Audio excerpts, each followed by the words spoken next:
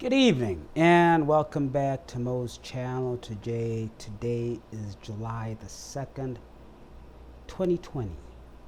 And today I am coming to you from Towel Land, USA.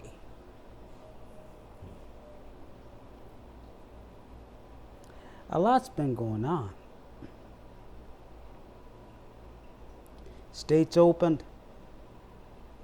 Dumb motherfuckers went bunched up because they were so lonely and they'd been so lonely for so long. They just needed to stand next to someone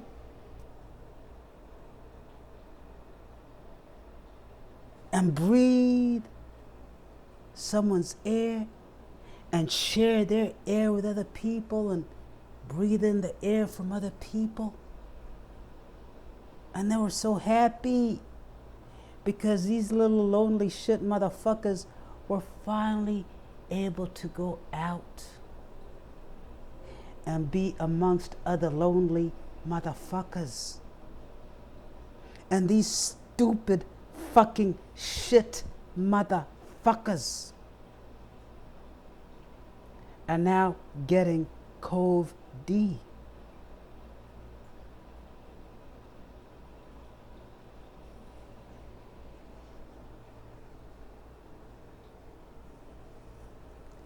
My pretty face.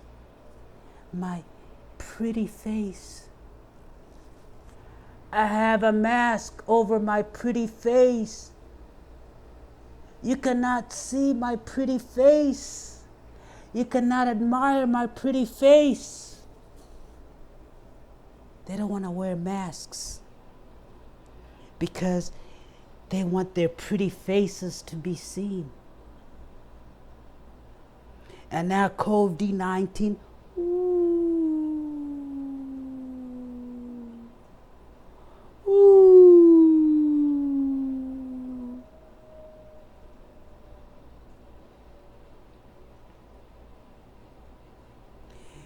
Before I go on, I just want to say this. From the deepest part of my fucking heart, I want to say this. I hope to hell, I hope and I pray that all those stupid shit motherfuckers that went to the bars and went to the restaurants and didn't want to wear a mask and went to Trump's rallies and went to the beaches, I hope to God they all fucking die. I hope they all die.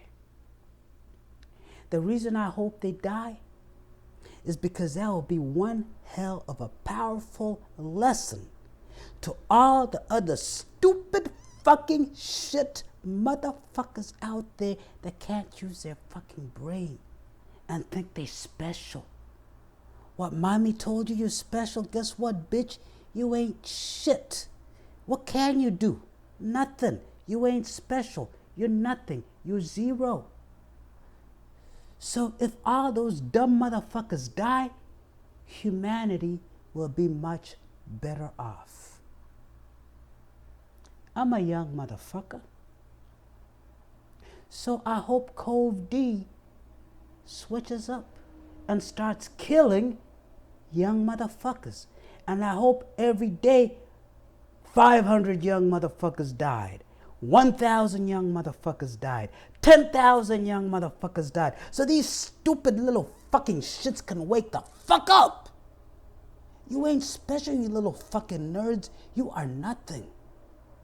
And I hope Cove D kills you so you realize you're nothing.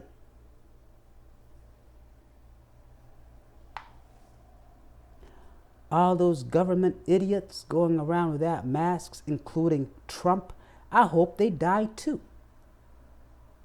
Let this be a rude awakening, motherfuckers. The virus don't give a fuck about you. And I hope it kills you because you think you're better than it. And I don't feel any empathy. I don't feel any regret in wishing death upon you, because you are the reason we are now where we are. So fuck all of you.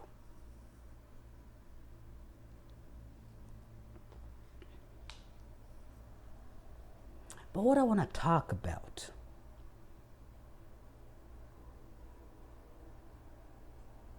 are two things. I want to talk about leadership, because if you ain't noticed it yet, we don't have no fucking leaders. So I want to talk about leadership, and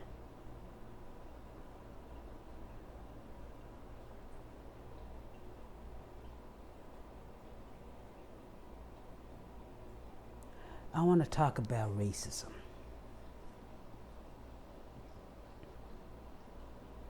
Now, too often, we confuse authority figures with leaders. And it's in our indoctrination that we're taught to believe the president is the leader of the nation. A senator is a leader. A representative is a leader. A CEO is a leader. A pastor is a leader.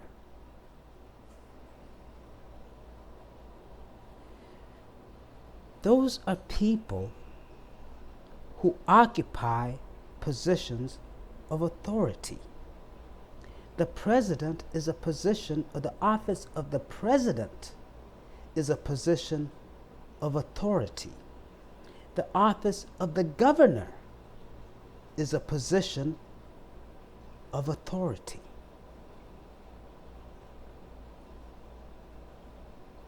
A leader is an individual who has a dream, who has a vision for his people. It could be a village, it could be a clan, it could be a nation, it could be a company.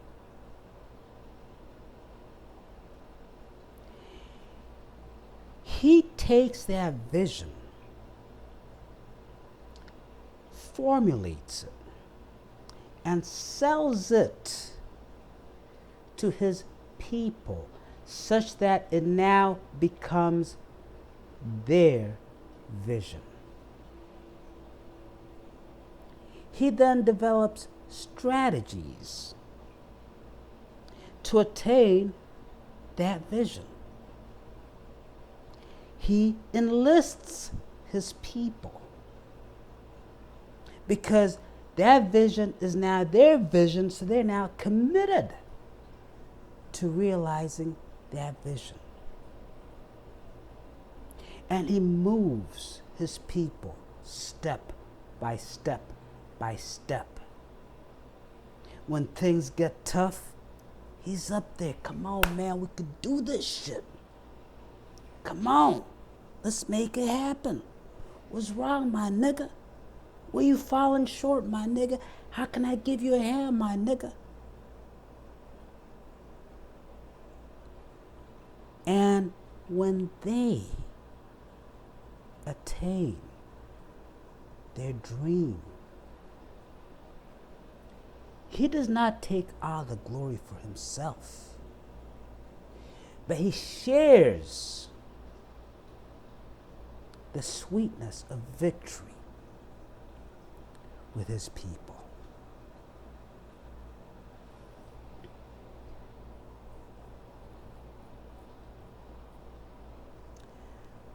I have a dream. I have seen the promised land. I have been to the mountain top and seen with my eyes the promised land.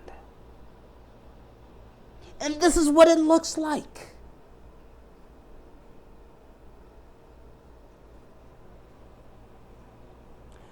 I may not get there with you,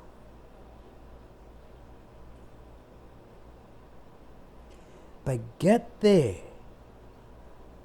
you will.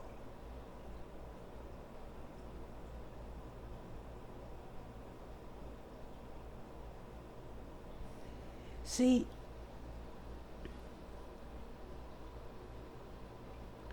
Trump had a dream.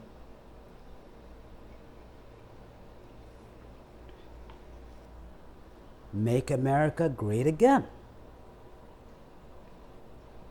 It's a noble dream, a noble vision. And you'd have to ask yourself, if we want to make America great again, that means that at some point in time, America was great. So, let us restore our nation to that greatness. Now, there are racial undertones to that, but let us assume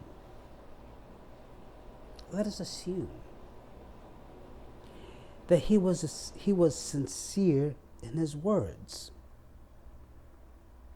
So, when America was great, what was it like? They talk about the American dream. What is the American dream? In a nutshell, own your own house, have some money in the bank, be able to support your family, and live a decent life. That's valid. You had a strong economy. You had good jobs, good paying jobs. People could afford to live and save. You didn't have to worry about your kid having leukemia, and no insurance company will cover them.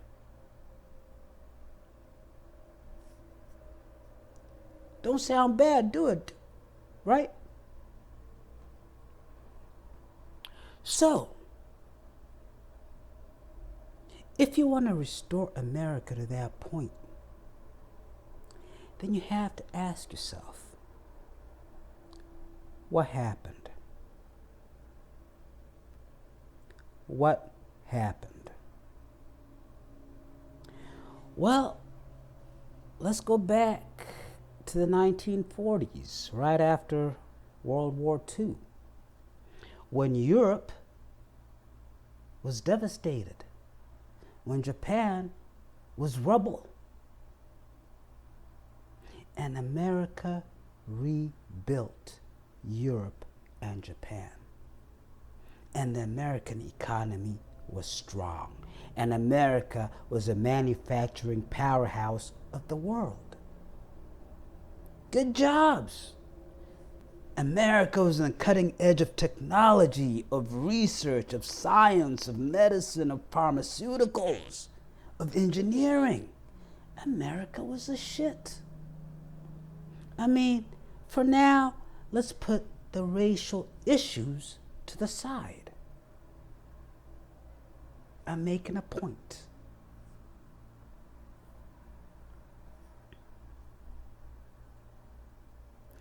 At that point in time, it was still during colonialism, although the colonial fabric was starting to disintegrate. But America was not an imperial power. She had no desire to be an imperial power. She saw what Britain, France, and others got bogged into and said, we don't want to deal with that shit.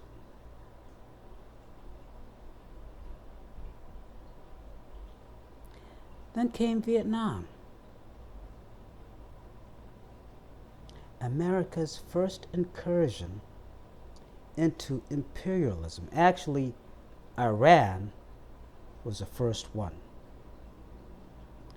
When they overthrew the democratically elected government of Iran, the CIA overthrew the democratically elected government of Iran and imposed their puppet, the Shah of Iran, which led to the Iranian Revolution of Khomeini and what we have today. So that was the first American incursion into imperialism. Now, actually, the second. The first was North Korea and South Korea. The second was Iran. The third was Vietnam. Now, Vietnam was so costly to America in terms of finances that it led to America no longer having its currency backed by gold deposits. As a result of that, it led to the breakdown of the Bretton Woods Agreement, which was formulated in 1945 and stipulated that the dollar would serve as a global reserve currency and all other major currencies would be pegged to the dollar, but each dollar issued would be backed by a stated amount of gold held in reserve by the American Federal Reserve System. Because of Korea, because of Vietnam, America had to borrow a lot of money, had to print a lot of money to finance these endeavors, and hence did not have sufficient gold to back the currency. And so in 1972, Nixon officially broke the link between the dollar and the gold, essentially making the US dollar a worthless currency, whose only value lies in the fact that you believe the government will back it. Nothing more.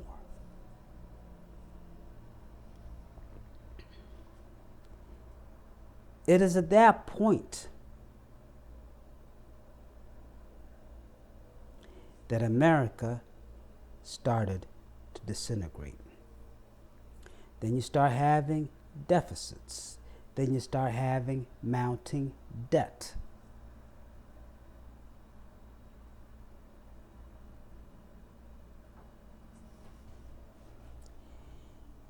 As a result of that, it became more costly for the government to provide services to the people. A lot of people don't realize. A lot of fucking people do not realize that prior to Reagan and Thatcher, most Western governments were democratic socialist governments. Democratic in the sense that you vote, you get to choose how you're going to live your life.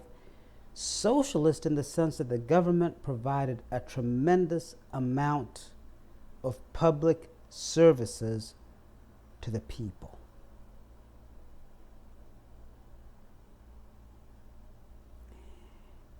In colonial Europe, they were able to fund the provision of those services from the extractions from the colonies. In America, at that point, we were the leading global economy. We were the leading manufacturing center in the world.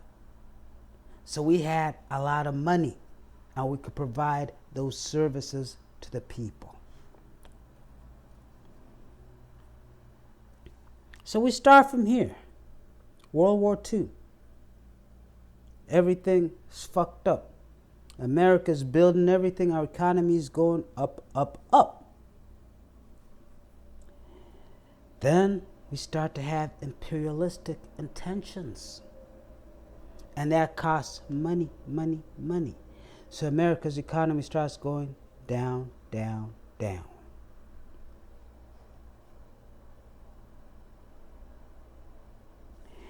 Now,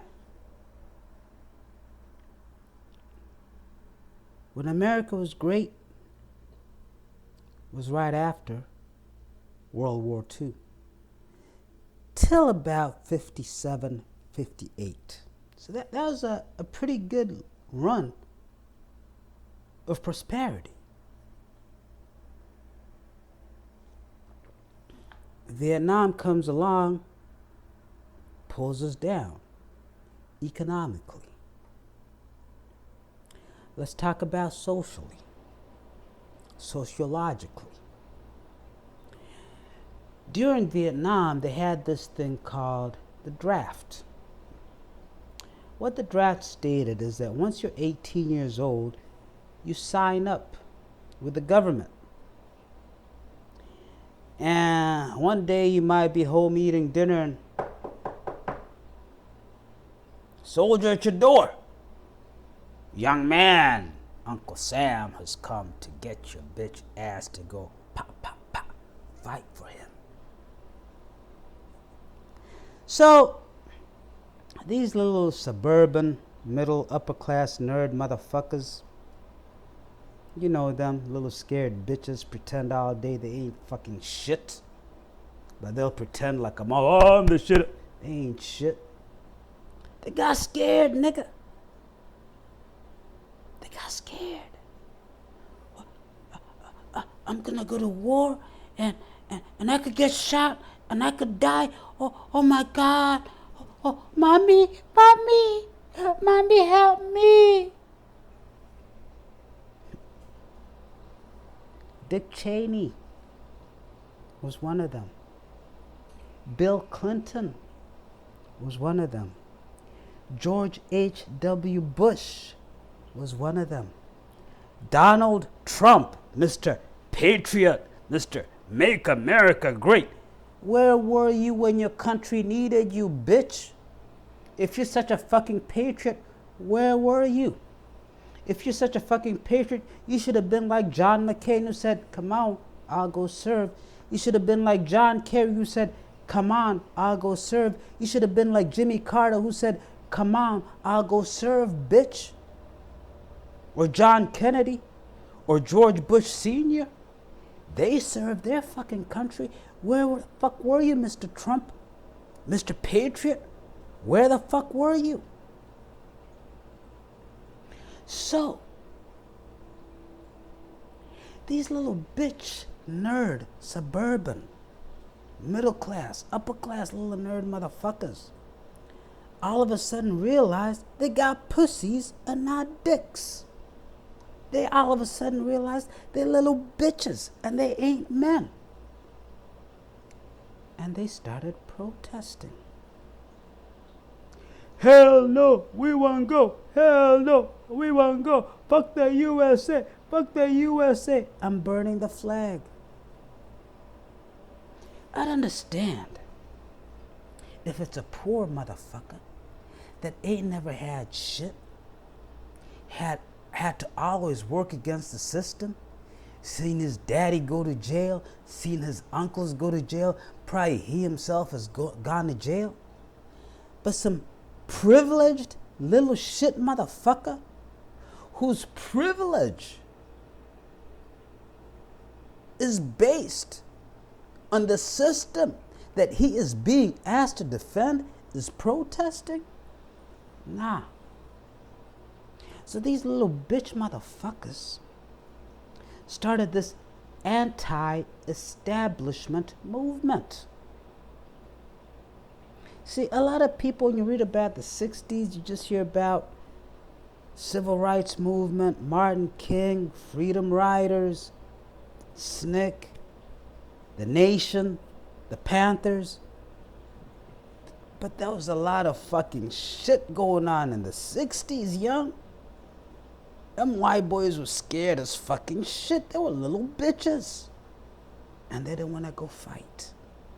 So they became anti-establishment. And that's where the feminist movement comes from. That's where the homosexual movement comes from. Anything and everything that went against the norm now became accepted.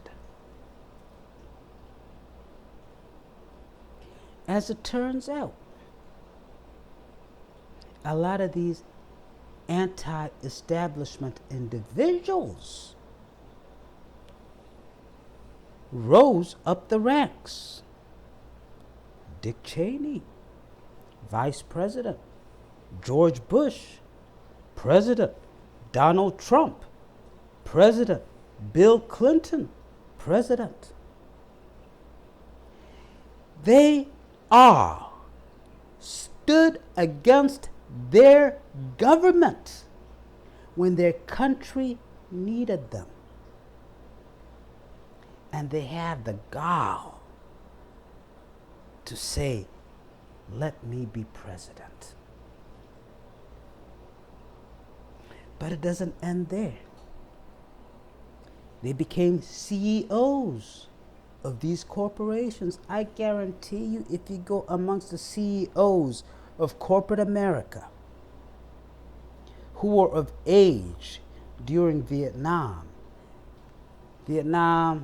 65, so you'd be about 18, that's about 40, 50. So they're in the 60s, 70s, who've either served as CEOs or are current CEOs. I bet you 90% of them never served in Vietnam. In the media, the same thing. So what you have, World War II, Americans signed up. Let me go fight. John Kennedy, let me go fight. Dwight Eisenhower, let me go fight. George Bush Sr., let me go fight. Sad dude. Bob Doyle, let me go fight. Americans are patriotic. And because of that, you have that character within Americans. And it built us up till Vietnam.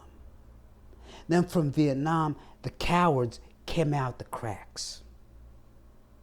And the sad thing is that these cowards were from rich and powerful families. And after Vietnam, late 70s, 80s, 90s, they start climbing up the ranks. No patriotism. They don't give a fuck about their nation. Just them. And they're now leading corporations. They're now leading state governments. They're now in the Senate. They're now presidents. Their children have the same mentality. And their children, because of their connections to their fathers, will rise as well. So then we come to the 80s. And then comes Ronald Reagan in the US and Margaret Thatcher in the UK.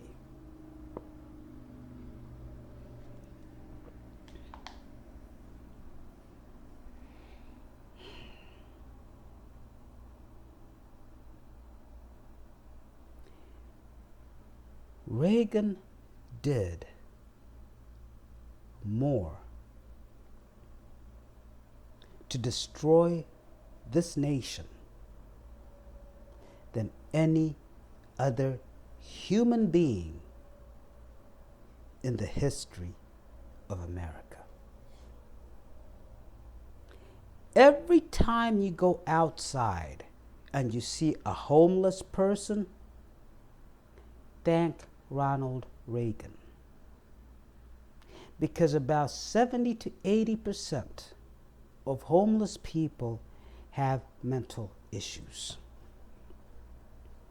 When Reagan came into office, he shut down all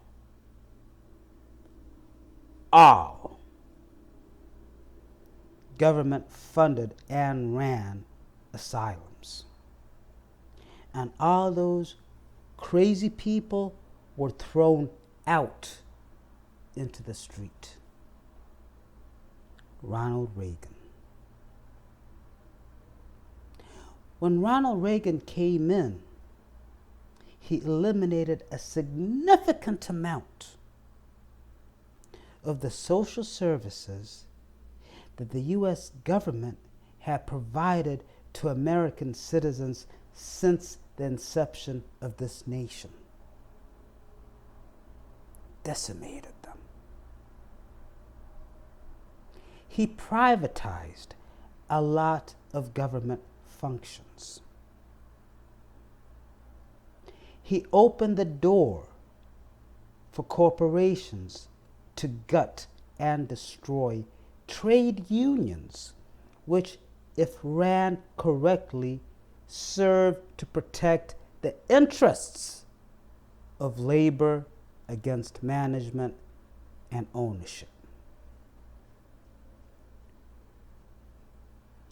If there's anyone who gutted and destroyed and gored the American dream, it is Ronald Reagan.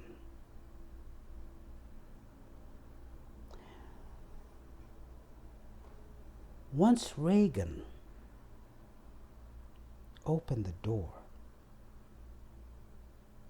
several things began to happen.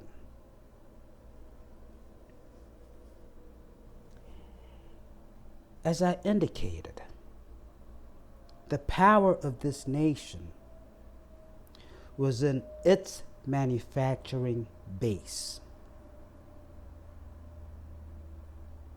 That is what really made America a global power between 1946-47 till about 1955. We were running shit. Two things came into play. Actually, three things. Number one, this notion of outsourcing. Now, what is outsourcing, to those of you who may not know? A well-structured, a well-modeled business enterprise consists of processes. And a process is really the steps that are undertaken to transform an input or a series or a collection of inputs into a final output.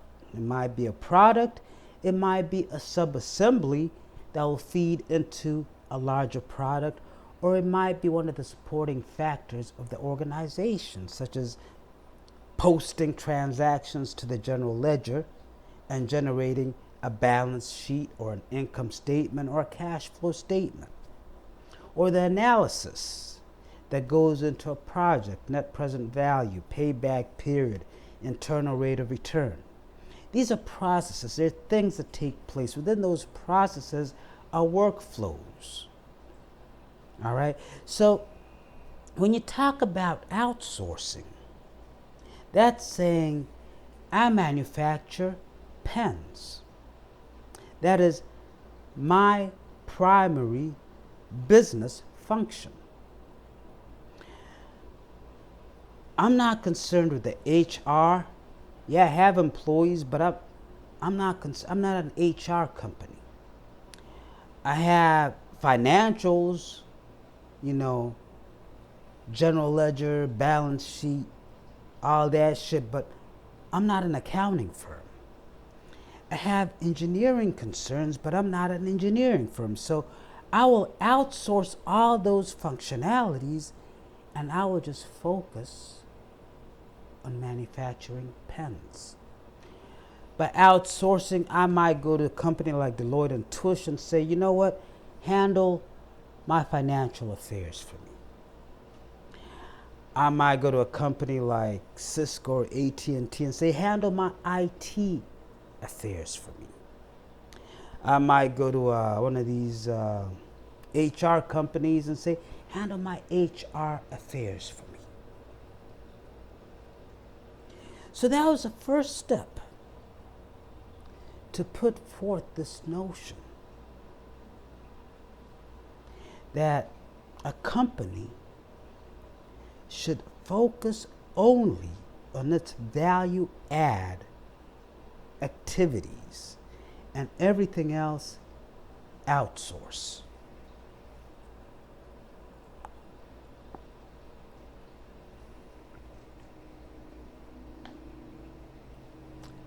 From outsourcing came offshoring. So in the first case, I might outsource my financial accounting activities to Deloitte and Touche, which is an American company. But then I might sit there and say, you know what? I don't even want to manufacture the fucking pen anymore. All I want to do is stick the little label on there, market it, and sell it. So now I take the manufacturing process and I offshore it to China. Now, when you're dealing with business processes, when you're dealing with managing a business, when you deal with monitoring the performance of a business in real time, data is critical. If I have to wait 2 weeks, 3 weeks to get feedback from China, it's going to make it hard for me to gauge whether or not I'll have enough supply to meet market demand. Maybe I'm manufacturing black markers. Now the market wants blue markers. So now it's going to take me 1 week, 2 weeks to send that message to China. They're going to have to reconfigure. So it might not be another 6 weeks before I start putting blue markers in the market. But something happened in the 90s. Yeah, they talk about .com. That wasn't it.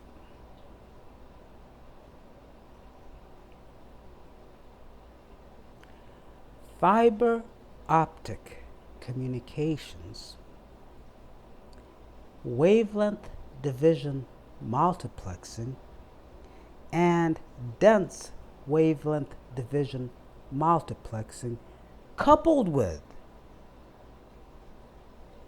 thousands upon thousands of miles of fiber being run across all the ocean floors connecting Europe and America, South America, Asia.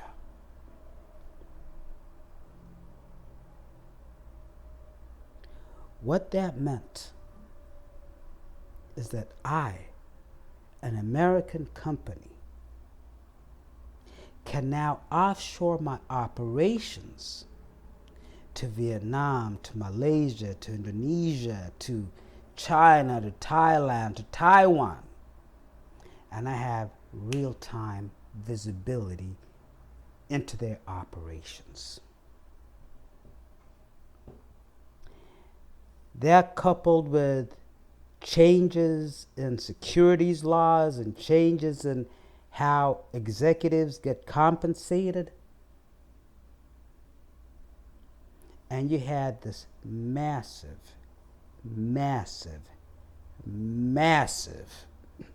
migration of manufacturing jobs from America to Asia. Along with that, you had this massive migration of technology jobs from America to India.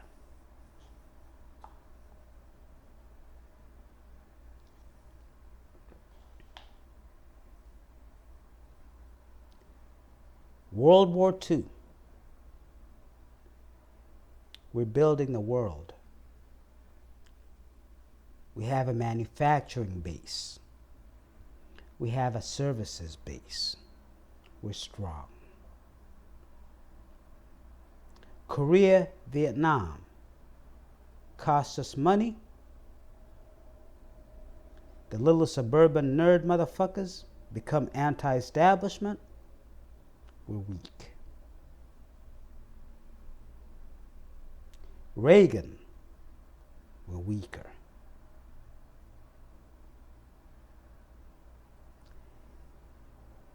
Globally connected world with fiber optics, offshoring, outsourcing. We're weaker.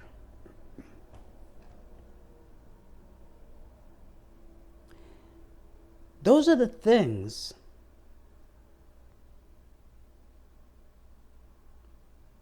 that took America from greatness.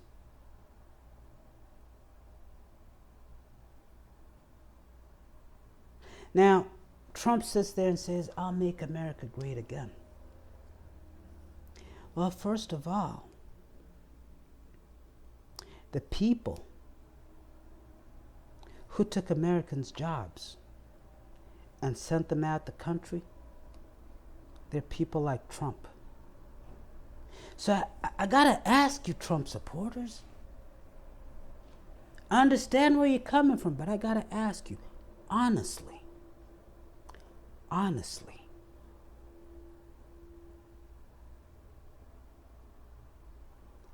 if I was a devil and I had a pitchfork and I had a tail and I had horns and I was a devil and you knew I was a fucking devil, there's no doubt about it that I'm the fucking devil, and around me you just see demons, so you know I'm the fucking devil. And I come to you and I say, son, turn to me. I will save your soul so you could go to heaven.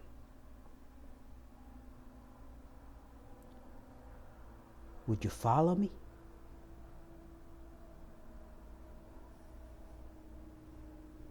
The man that you are all following, he says the things that matter to you. But look beyond his words. Look at his friends. Those are the people that took your good paying jobs away. Barack Obama did not take your jobs away. Bill Clinton did not take your jobs away. Hillary Clinton did not take your jobs away. Trump's friends sent your jobs to China such that they could cash out on stock options. But you follow him. Affordable Care Act serves to benefit more of you. But you follow him when he's trying to destroy it.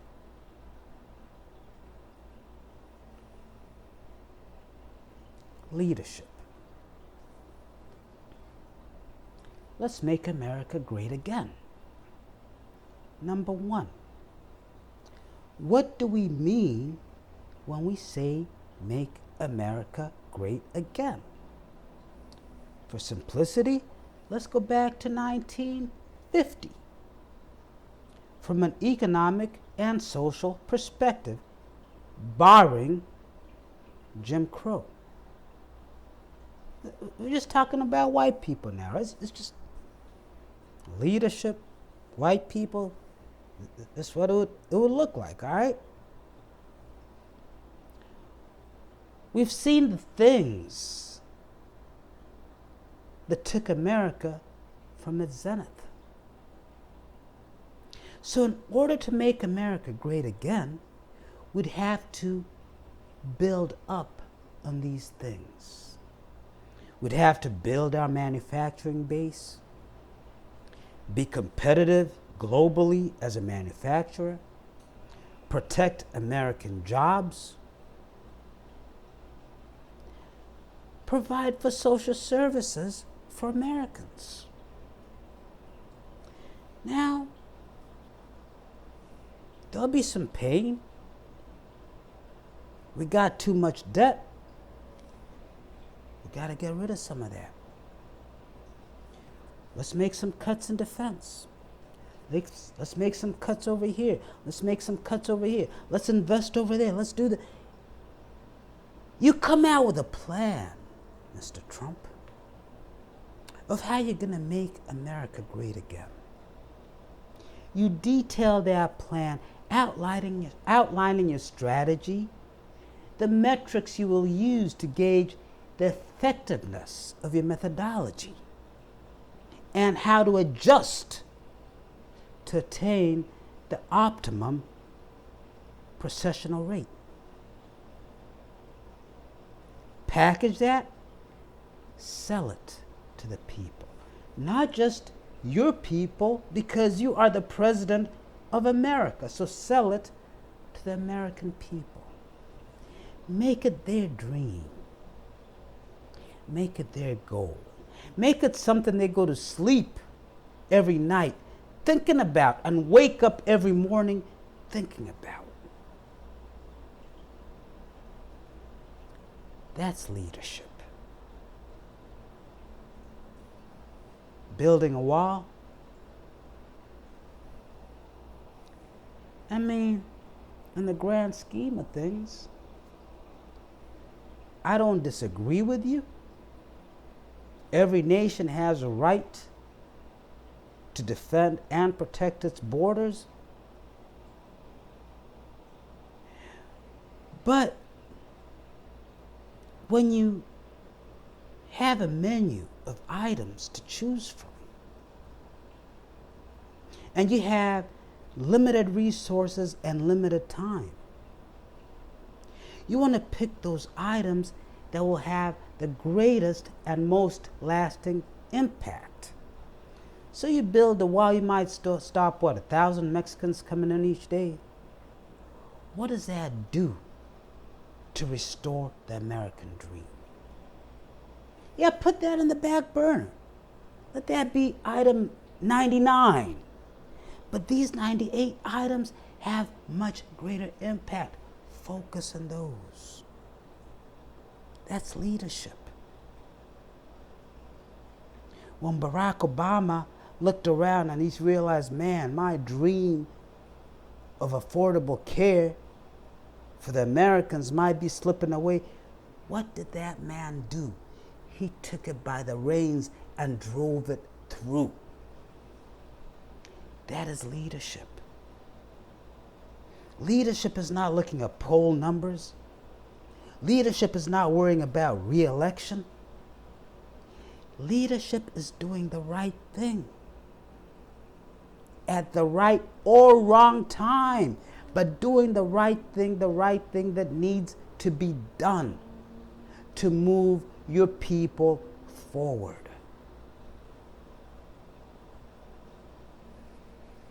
We talk about a pandemic.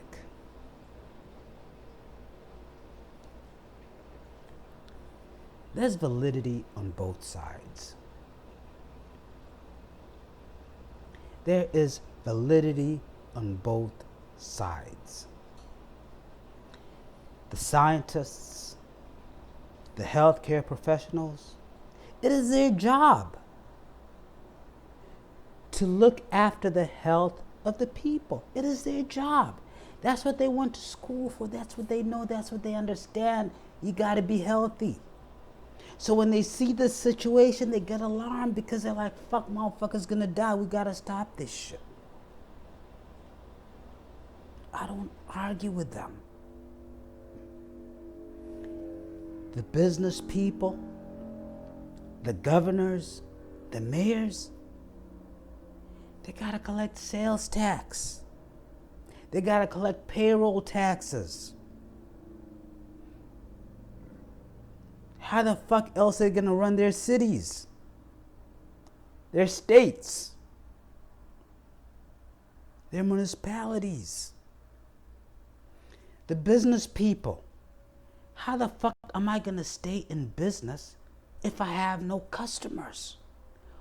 What the fuck am I even doing having a business when I can't have customers? And some of these people have been in business for 10 years, 20 years, 30 years, put their whole life into it. Their daddy started this business, they took it over from them. It's a family thing. And now they sit there and say, shut down. Shut down again. About 30%.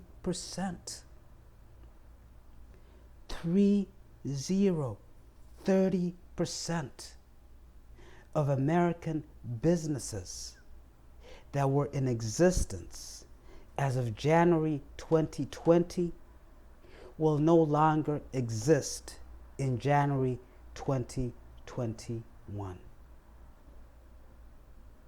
So they have a serious issue they're dealing with, and they have serious fucking concerns.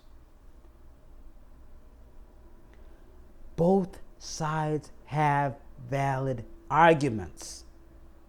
You cannot pick sides in this situation. You cannot say, let's just shut everything down. Fuck business. Because, damn, man, this business is my life. My kids, my wife, my mortgage. How the fuck do I live? My employees. How the fuck are my employees gonna live?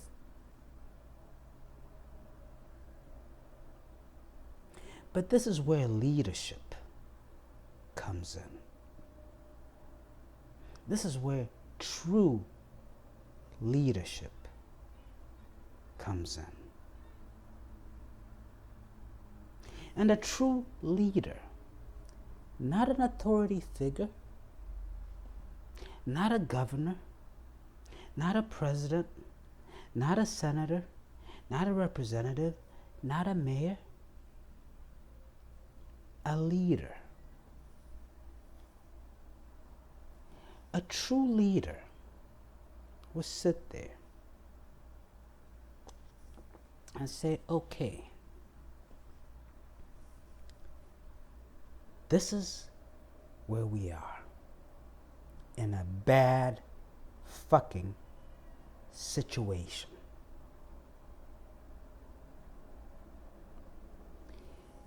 This is where we want to be.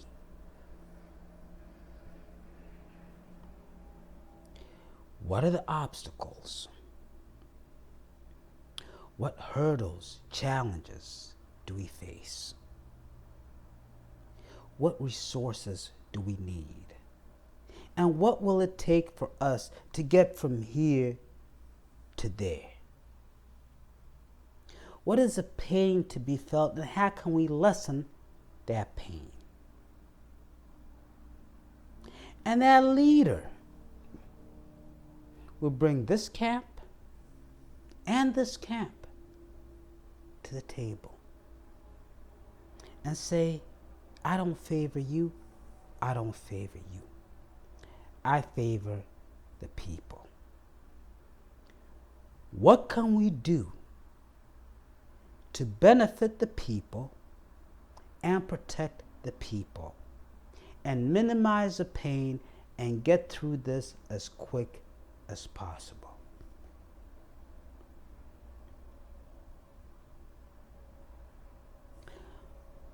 Once a strategy had been formulated, then that leader will go out to the people, will go out to the business people, will go out to the governors, to the mayors, to everyone who had a stake in this situation.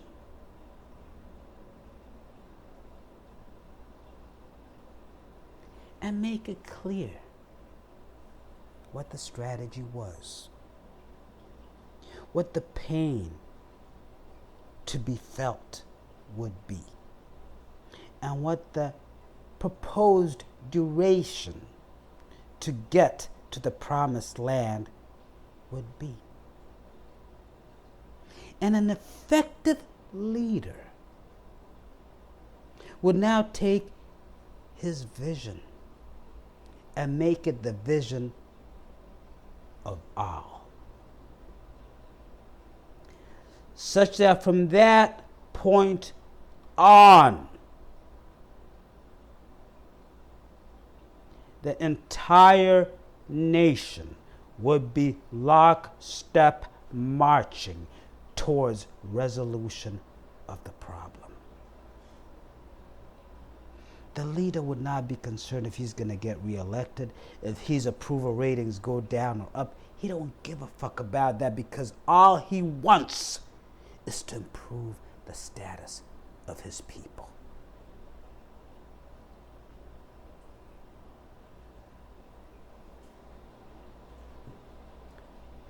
George Floyd. And I'll talk to this briefly because I want to go into depth following this.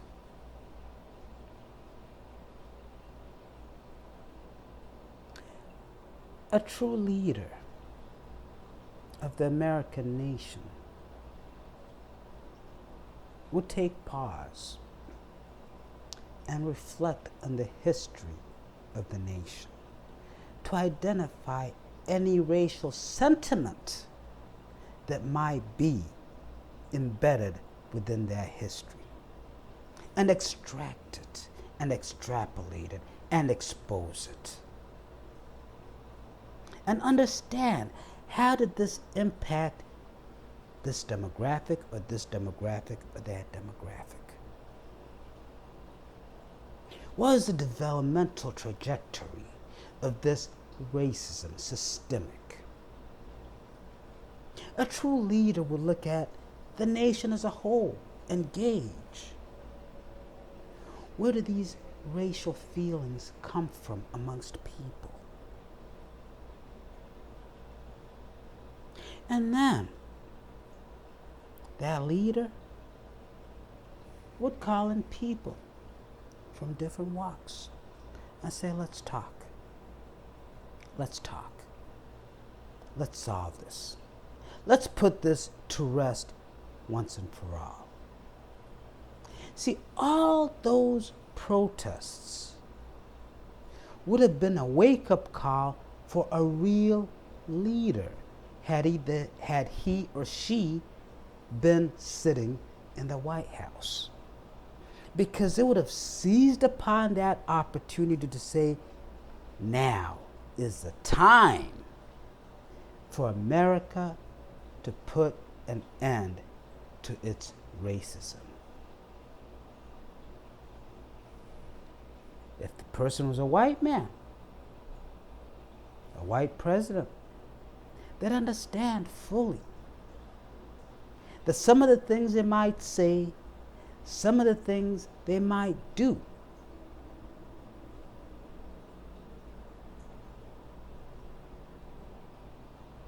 might not sit well with white people.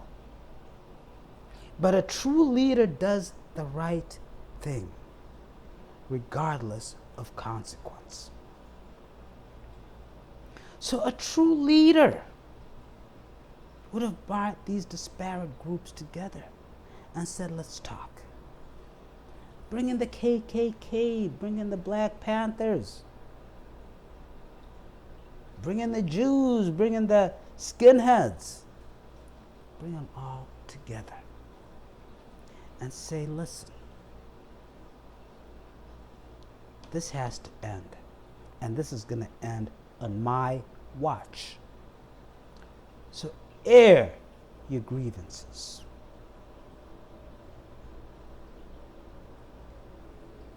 At the end of that day, the leader would go into consultation and develop a plan of action as to how America would put an end to its racism. And that leader will go out there and in a steadfast manner implement that plan of action.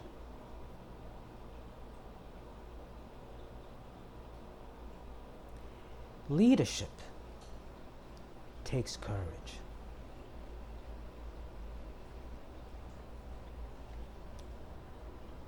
Leadership takes commitment to the people that you're leading. You cannot be vain, conceited, narcissistic, self-absorbed, and be a leader. It will not work. Because leading is always about the other people. What I do must benefit them. The people are always up front. Martin King, he knew there was a bullet with his name on it. El-Hajj Malik El-Shabazz, aka Malcolm X, knew there was a bullet with his name on it. Marcus Garvey knew that he was probably going to get kicked out of the country. Bobby Seale, Huey Newton, the Panthers knew that there were targets. But it did not stop them, because leaders are not weak. Leaders are not cowards.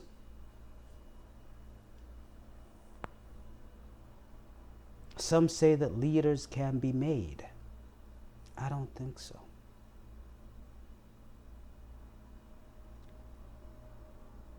By the age of 10,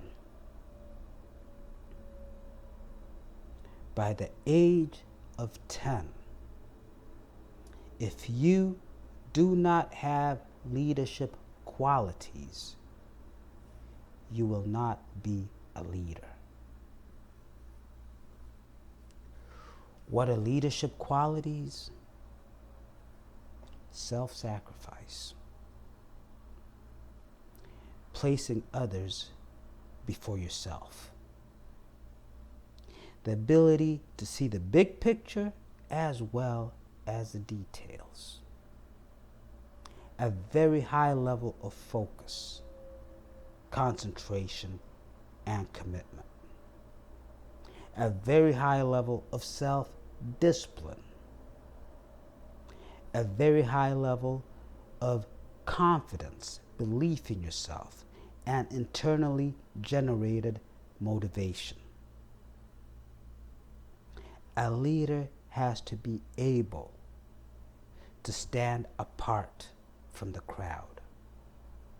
A leader has to be able to stand alone and have nobody around them. Because as a leader, you're seeing things that others around you are not seeing. And they'll mock you. They'll laugh at you. Because you're seeing things they cannot conceptualize. But the things that you're seeing would benefit them. A leader has the ability to easily form strong and effective personal relationships, which means that most of these suburban, middle, upper class nerds could never be leaders. Never. Because it's all about themselves. They could never be leaders. They cannot form relationships. They're fucking nerds. Most of these motherfuckers playing video games and Facebook, all this shit, They can never be leaders. They live in a delusional world. They are detached from reality. They think they're better than they're not. A leader has to have the highest level of integrity and be honest with themselves and be able to assess themselves and say, I'm weak here, I'm strong here. Because if I'm weak at something, I can't lead people. Because people will look to me. I've been there. I've led Marines in war. I've been a leader since I was fucking 5 years old. I know what I'm talking about. The problem with the world today, the problem with America today, is we have authority figures. We do not have leaders. That's our problem. And until we get real leaders in America, in the world, society will keep going down, down, down. Because people do not think for themselves. The media tells you what to think. Go back to 2000. Gay? Fuck that shit. Now, gay is the new normal. Gay people getting married is the new normal. Go back to 2010. Go ask someone, hey, what do you think about gay people? Fuck that shit. Now you say you got a problem with it, now you're the weirdo. We don't think for ourselves. The average, well, I won't even say average, because average would be about 50, 60%. 95% of Americans are fucking programmed. 95%, you go ask any fucking American, why did you buy a Mercedes-Benz and not a Toyota? Why did you buy Nike shoes and not some fucking AND1 shoes? Why did you shop at Macy's and not Ross? They can't tell you because they're programmed.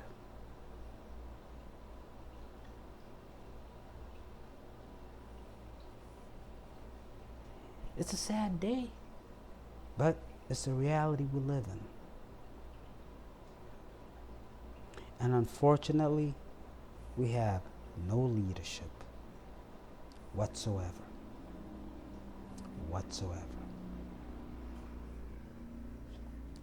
I want to move on now.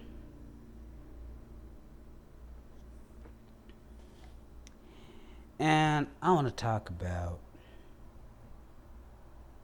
racism, criminal justice system.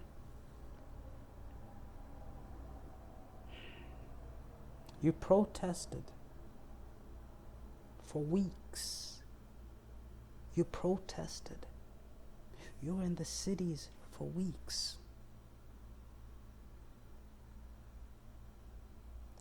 I'm going to tell you something.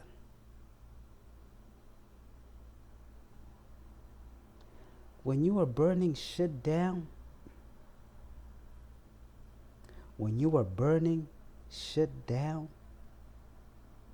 that's when white people paid attention. That's when politicians paid attention.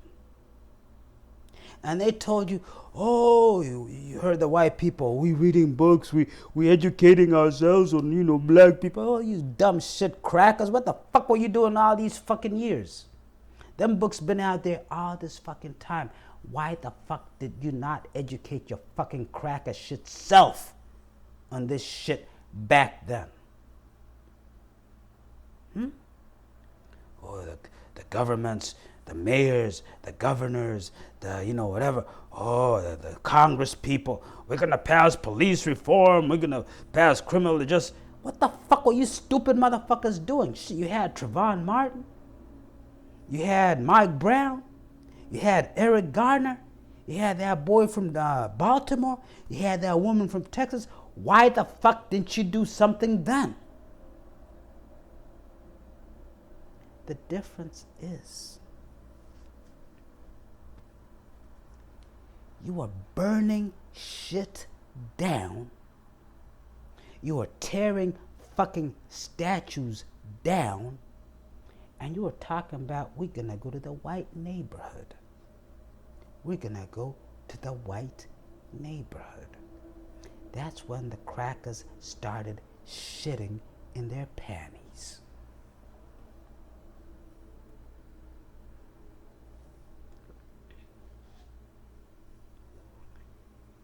You can march all day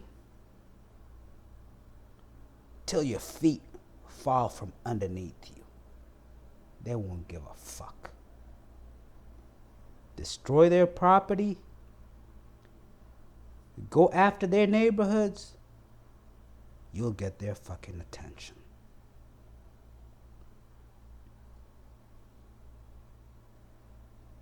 But you stopped. You ain't burning shit down no more. You ain't going to no Beverly Hills, Bel Air, McLean, Virginia, Potomac, Maryland, Bexley, Ohio, Englewood, Colorado.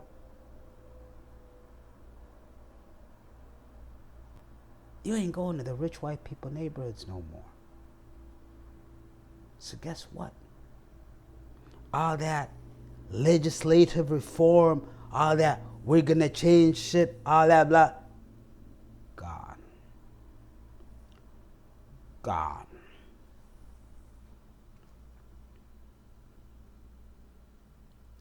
The second mistake you made.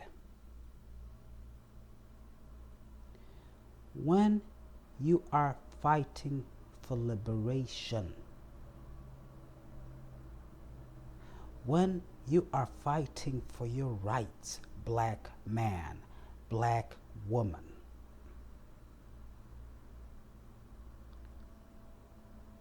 who's your enemy?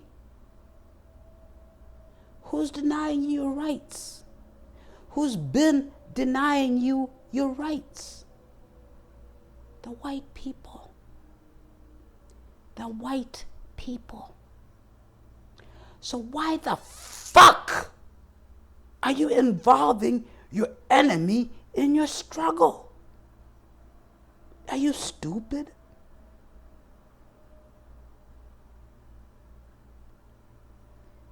If I'm going to battle, if I'm the U.S., and we're going to battle with Russia, would I get some Russian forces to go with me to battle Russia? They might fucking kill my ass before I get to the battle line. But you had so many white people. You said they woke white people. They woke. What the fuck is a woke white person, man? A dead one? That's probably the only woke white person to me, a dead one. But you had white people in your ranks. Study your history. Study your fucking history, black man. Study your history, black woman, and go back to the civil rights movement and see how all those white people that got involved watered that shit down and made it ineffective. Malcolm ain't had no white people in his ranks. The Panthers ain't had no white people in their ranks. Snick ain't had no white people in their ranks. Shit, I'd be damned if I see a white person in the Nation of Islam. But King and all of them, they brought in all these white people. You know, part of it was the money. You know, it's always about money. Money, money, money. It diluted it. It diluted it. And then you get these little Oreo niggas. These little Oreo niggas were their best white friends. Oh, I've had a racial experience. I was once pulled over by a policeman. And what happened? Oh, I got a ticket.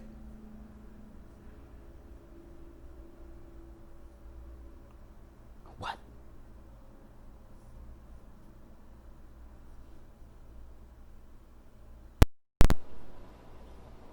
You got pulled over by a policeman and you got a ticket. And you say, oh, I can talk about my experience with law enforcement. Bitch!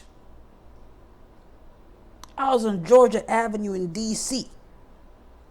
with two of my niggas in the car going to a club at a fucking stoplight. The light turned green, motherfucker.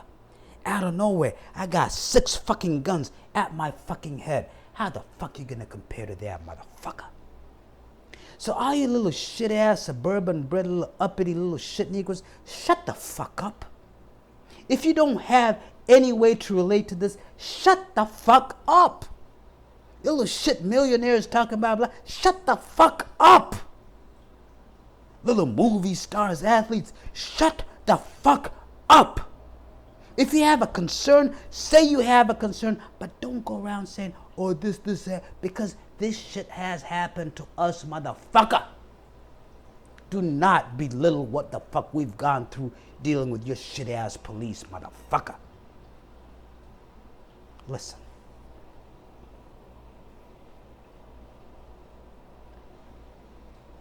No people,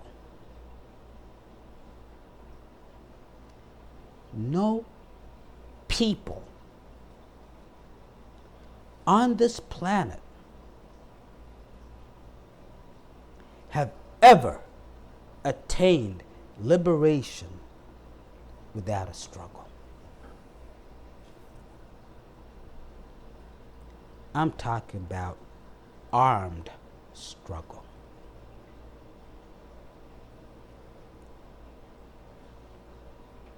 So, well, how about the South Africans? How about the South Africans? Go to South Africa. Fuck the shit you hear. Go to South Africa. Go talk to your average South African, your black South African. White people still have privilege in South Africa. In Zimbabwe, the reason they hated Mugabe is because Mugabe was trying to take land from the white settlers and give it to the Africans. Yeah, he was corrupt, but that was his big thing, and that's why Tony Blair hated the fuck out of him. In the 60s,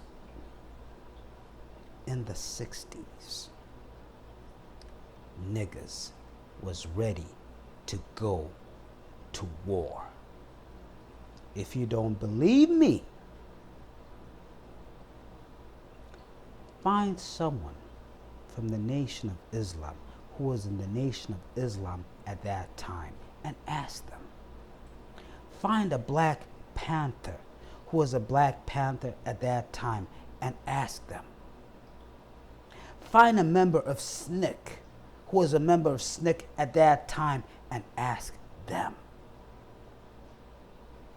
Niggas was ready to go to war with white people, and we did not give a fuck, because I would rather die a man than live a coward. And when white people saw that, they said, whoa, let us give him a few crumbs. A few crumbs. You were ready to bring it.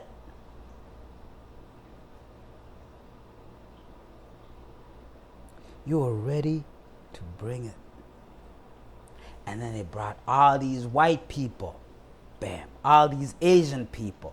Bam. All these Latino people. Bam. Part of your shit diluted your fucking shit. And they threw you some crumbs. And now,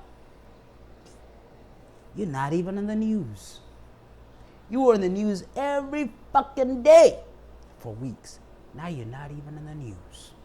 They've forgotten about you. The little chokehold shit that they barred, that's it. That is all you're gonna get. Nothing more.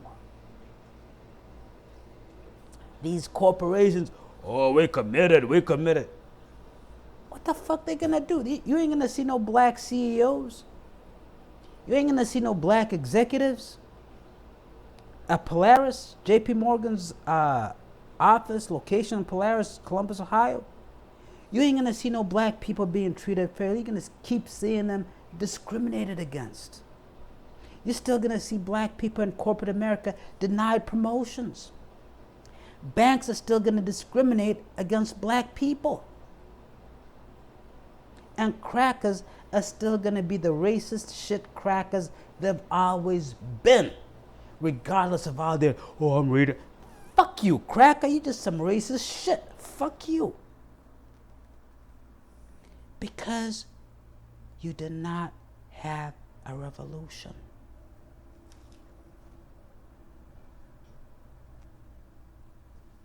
White people had a revolution, 1776. Freed them from King George, gave them, white people, their nation. Because at that time, you were not human beings. White people freed you from slavery in 1865. White people gave you some rights in 1965. You see what I'm saying? White people always giving you. But you never earn for yourself. And you can never be free until you earn for yourself. Black man, black woman, if you want to be free, number one, know who your enemy is. Know who enslaved you. Know who imposed Jim Crow upon you. Know who has oppressed you. It's a white man. You saw a lot of Asians jumping into the mix. Oh, we're part of this. Asians are racist as shit against black people too. Go back and see some of the fucking shit Japanese government officials used to say about black people. Go to China and see how black people are treated in China. Asians are racist as shit against black people. You embrace Indians, Indians are racist as shit against black people. You embrace Latinos, go to California and see how fucking racist those shit Mexicans are.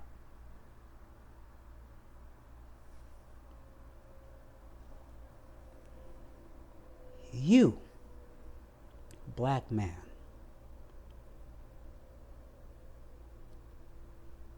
you, black woman, actually, I don't know.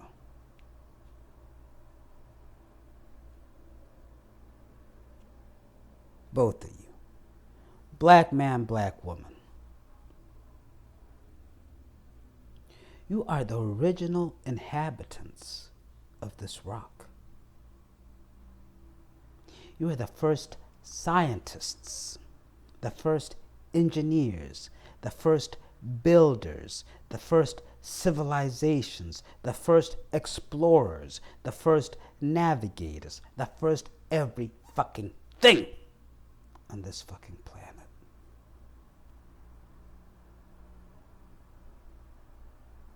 But you have strayed.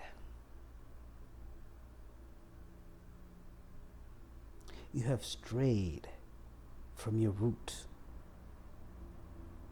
Your minds have become corrupted. You have absorbed, assimilated the mentalities of your enemies.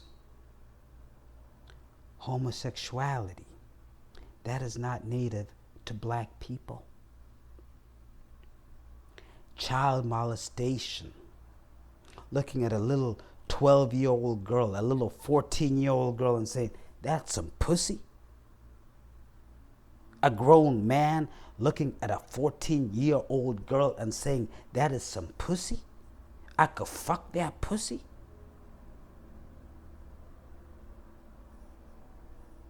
Wow.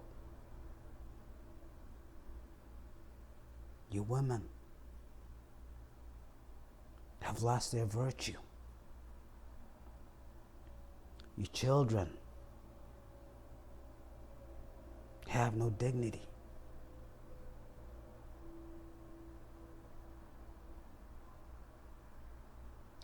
We were once a great people. Just like the Native Americans, some of whom look like us, some of whom are black-skinned. Check it out. They too were great people. But we got exposed to this disease called the white man, and it corrupted our minds. They taught us the wrong things. They taught us to worship materialism, to place greater value on the car that I drive as opposed to the person that I am, to place greater value on frivolous contraventions. I'm tall, I'm pretty, I'm light-skinned, I'm skinny, I'm muscular, What the fuck does that have to do with anything? Give me any tall motherfucker. I don't care how tall they are. Make them 7 foot tall. The taller the better. I'll beat the shit out of them. And I ain't even 6 foot tall. I'm only fucking 5'9". And I'll beat the shit out of a 7 foot tall motherfucker just to show them your height don't mean shit. Money. I drive a Mercedes Benz. I'm the shit. You drive a car note. You drive a loan from a bank.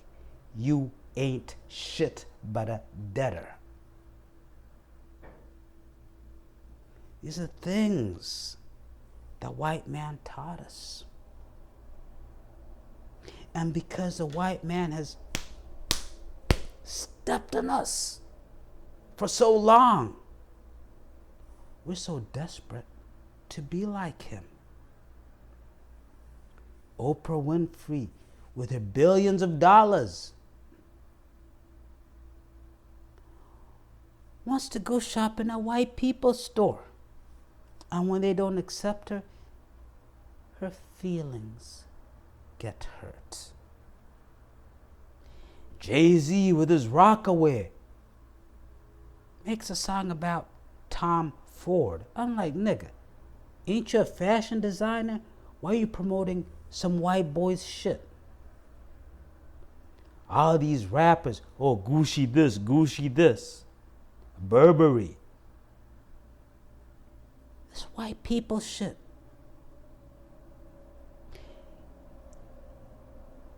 When a nigga gets money, what's that nigga want to do? Move to a white neighborhood. And then when the white people start moving out, he gets his feelings hurt. What oppression has taught you niggas is that you need to aspire to whiteness.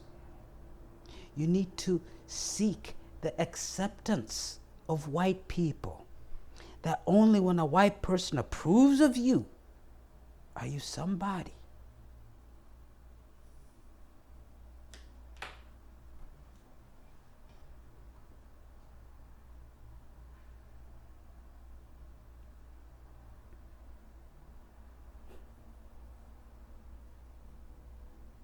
in corporate America, there was never any white person that was near my equal. Ever. If I was running a project, I might have a developer or someone. I remember I once had this little white boy developer, and I'm running the project, and I'm saying this one needs to be done. I said, I said, listen. I said, this is how I want it done. All right? Now you could either do it the way I need it done, or I could talk to your manager and have you replaced in this project. Plain and simple.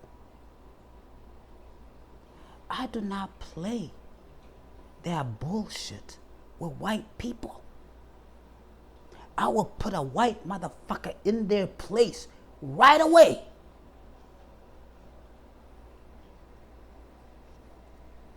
And if they have a problem with that, guess what, nigga? I'll beat the shit out of you. I have no hesitation to beat the shit out of anybody that disrespects me. And until you Negroes stop looking up to white people, you will never be free. Until you stop expecting some white governor or white mayor or white police chief or white president or white senator to come save your fucking ass, you will never be free. Until you see these white people for the pieces of shit they really are, white people are nothing but hot fucking air. Trust me, nigga. Trust me. I've been in corporate America.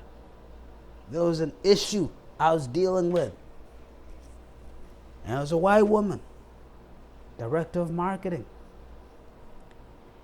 And one of her employees was in my project team, was a product manager. It was a JPM Chase. And I told dude, tell your boss this is what she needs to do, because this will be an issue. Tell your boss to start communicating with your customers, letting them know what's coming down the road.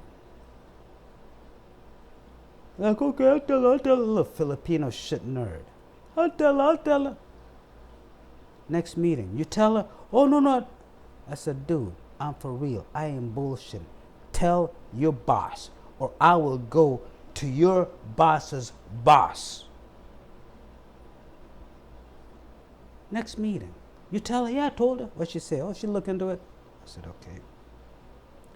2 weeks later, I ain't heard shit from her. I call her up, and I send an email, and I copy my boss, and I copy the CEO of the company, and I copy the CEO of Treasury Services, JPM Chase, and I let her know, you need to handle this fucking shit. Nothing. I said, fuck that bitch. I'm not gonna have my project fail. I got in with the chief compliance compliance officer who had contacts with the Congress and all that shit. I got the people in Brazil, in China, in Mexico, in Canada. I said, let's handle this. 2 months later, dumb bitch finally wakes up. White bitch, old white bitch finally wakes up. She starts crying, panicking, calling all over, calling the CEO, this. And these motherfuckers calling me. Like, yeah, Mo, you know, what's going on? I said, look, it's handled. It's handled. And I said, I'm going to forward you an email that I sent to her just to let you know that she dropped the ball. And I forwarded that email to them and copied her. The next day, that bitch was calling me, oh, we don't have to go like this. I said, look, just handle your fucking business. Do what you need to do.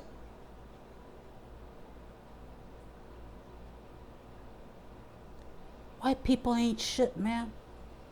I've managed them. I've worked with them. White people ain't shit. White people put out this image that they are that. White people ain't fucking shit. And if you're a black person that thinks white people are something special, I'm telling you, white people ain't fucking shit. They dumb as fucking hell. So until you as a black man realize that your enemy ain't shit, you will always be scared of your fucking enemy.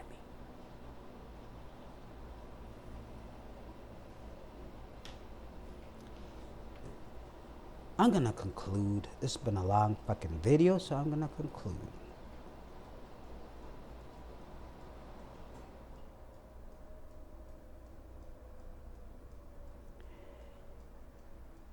Liberation, freedom has a price.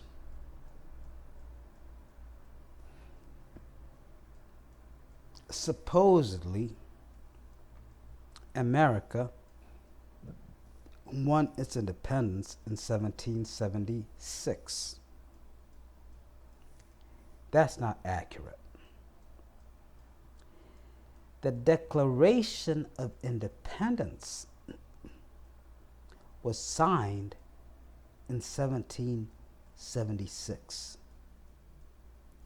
It was not until 1782, 6 years later, and many, many thousands of white men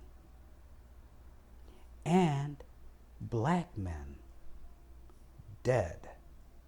No Asian men, no Mexican men, white men and black men who fought for the independence of this nation. It was not until 1782 that the British were finally gone.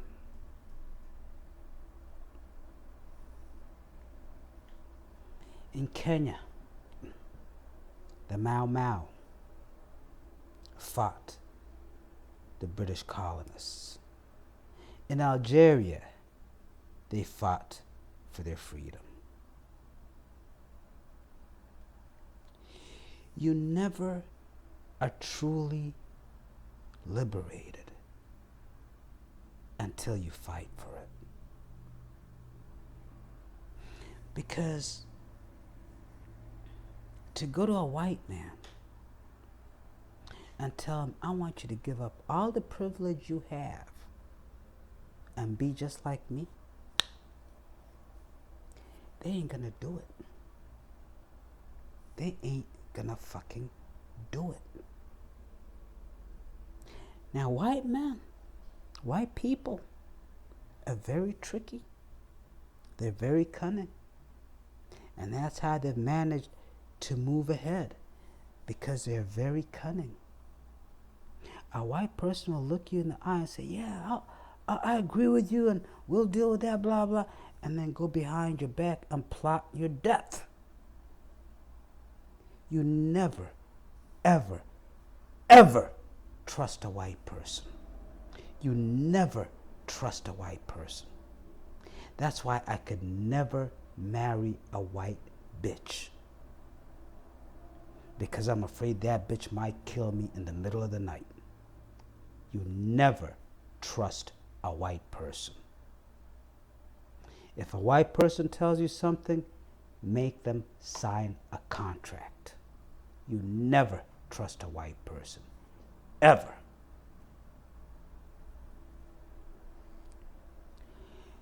So, just understand. Just because they're out there marching with you doesn't mean they're with you at all. Because just like in the 60s, they were protesting, they're now the ones running the system that they once protested against. You never, ever, ever trust a white person. The only white person you could trust is a dead white person. For the same reason, you never befriend a white person, because they'll try and come into your circle, figure out what you do, how you do, so they could bring you down. I do not trust white people. I do not befriend white people. I only associate with them out of necessity. They are my enemies for life. Number 2. Malcolm once gave a speech. I think it was an Audubon ballroom, I'm not sure. And he stood up and he said, how many of you are willing to die for the cause? Stand up. And they stood up. And Malcolm said, look around you.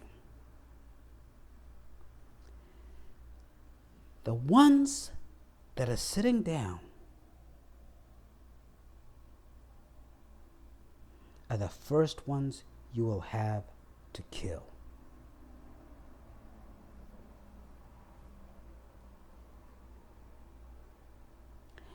A lot of the people that I see now, they're protesting,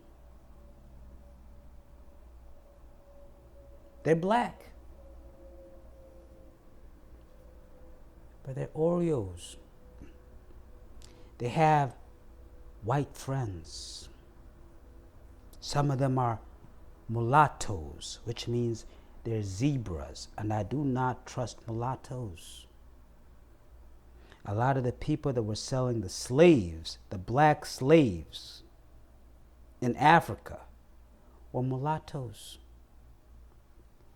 In South Africa, a lot of the turncoats were mulattoes. So I do not trust mulattoes. Their allegiance is split. Little suburban Negroes with their white best friends. Ask yourself this question. If it comes to it, and it's all out battle, white on black, do you think that little suburban Negro is going to kill his white friend? I don't think so. He might hide and protect his white friend and hence undermine your mission. So a lot of them little suburban Negroes, little Oreos, whatever, little uppity, whatever, little shit-ass Facebooking, Instagramming Negroes, don't trust them. See, the Second Amendment guarantees to the citizens the right to bear arms for the purpose of the formation of a militia to rise up against a tyrannical government. Basically, the Second Amendment gives us, the citizens of this nation, the right to overthrow violently the government. Understand that. If at a point in time the black people in this nation feel that the government is oppressing them and there is no adequate recourse, the Second Amendment gives us the right to overthrow with armed force the federal government.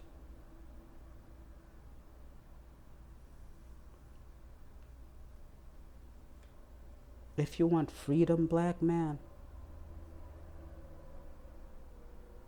you're going to have to fight for it. Protesting, they'll play with you. They'll play with you just to get you out the street. And if you come back, they'll play with you again.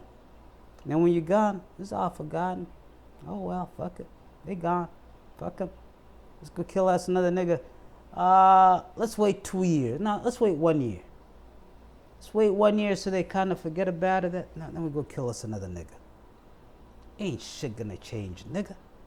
Ain't shit gonna change until we make it change. So I applaud you, Black Lives Matter. I applaud you, protesters. The black ones, the real black ones, because it looks weird as shit to see a white person holding up some black power sign. That shit look weird as fucking shit. It dilutes the power of this.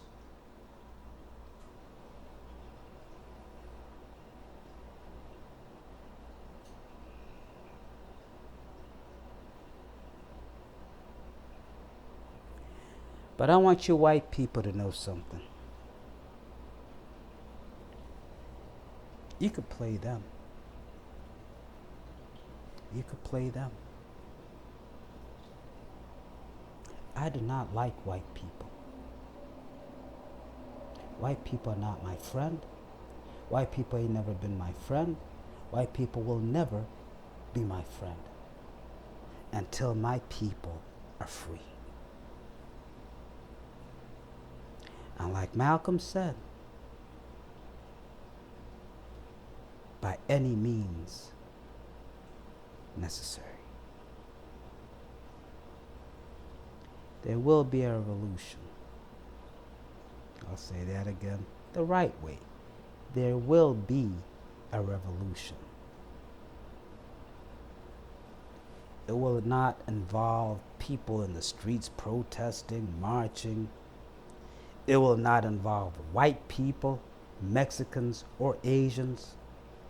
It will not involve suburban Oreo nerds with their best white friends. It will not involve mulattoes. It will involve real black men and women whose minds are right, whose hearts are right, and who are not afraid to die, and who will not cease until the mission has been accomplished.